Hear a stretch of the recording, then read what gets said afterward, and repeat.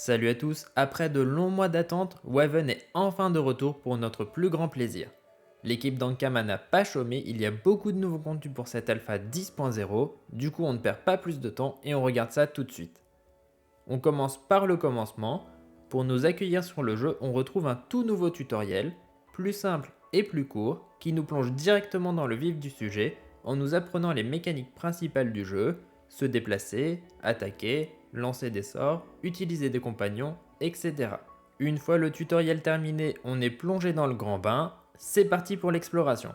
Et il y a beaucoup à faire car ce n'est pas moins de 9 îlots monstres qui seront accessibles pour cette alpha.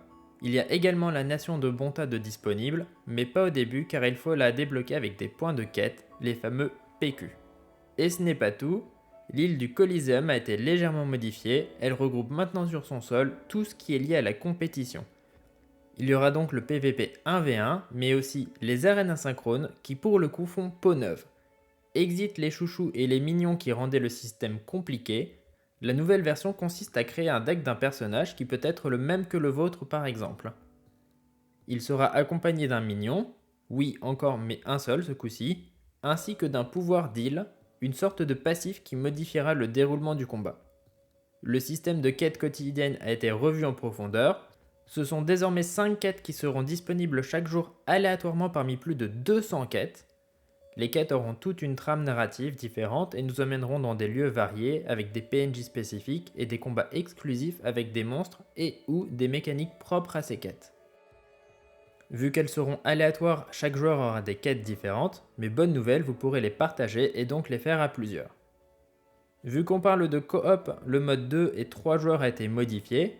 Les jauges réserve PA et compagnons ne seront plus mutualisées. Pour faire simple, chaque joueur jouera pour soi.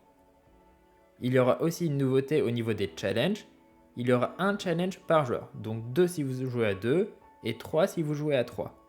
Le premier joueur qui valide le challenge emporte la récompense, mais pas ses alliés. Vous pourrez donc avoir jusqu'à 3 récompenses par combat si vous n'avez pas peur de vous faire insulter par vos alliés. Je plaisante bien sûr, pas d'insultes, on joue dans la bonne humeur. Et aussi attention, un challenge échoué l'est pour toute l'équipe. Je sens que ça va mettre du piment dans les combats cette challenge. Beaucoup de changements du côté des classes, on a eu le droit à une refonte pour chacune d'entre elles, et les sacrieurs font leur grand retour. Je ne vais pas tout détailler car ça prendrait trop de temps, mais en gros les classes ont maintenant une identité plus marquée avec des effets spécifiques à chacune d'entre elles. Il y a aussi eu une refonte plus globale, les classes auront désormais 10 sorts par élément en sort commun de classe, ainsi que 5 sorts par arme. Autre modification, les sorts ont maintenant un système de dons pour les booster en apportant de nouveaux effets. Les dons seront bien entendu désactivés en mode PVP. Le système de loot a été revu lui aussi en profondeur. Tous les items ne seront plus droppables en même temps sur l'entièreté du jeu. À la place, un système de loot tournant a été instauré. Chaque jour, les items changeront d'île. Il faudra donc changer de zone chaque jour si vous voulez drop un item spécifique. Il y aura aussi des coffres en récompense de combat, d'achievement ou de quête. Et des récompenses de première fois où vous gagnez un combat ou First Time Rewards. On a aussi le droit à une belle amélioration des interfaces. On a maintenant un build différent par mode de jeu, PVM, PVP et arène asynchrone. On a aussi eu le droit à quelques informations sur le modèle économique.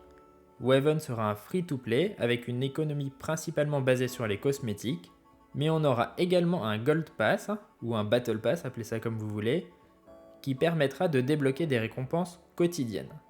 Voilà, c'est tout pour aujourd'hui. Profitez bien de cette alpha, elle va durer environ un mois. Si vous avez des questions, n'hésitez pas à laisser un commentaire. Vous pouvez aussi vous abonner pour ne rien louper. Et sur ce, je vous dis à la prochaine!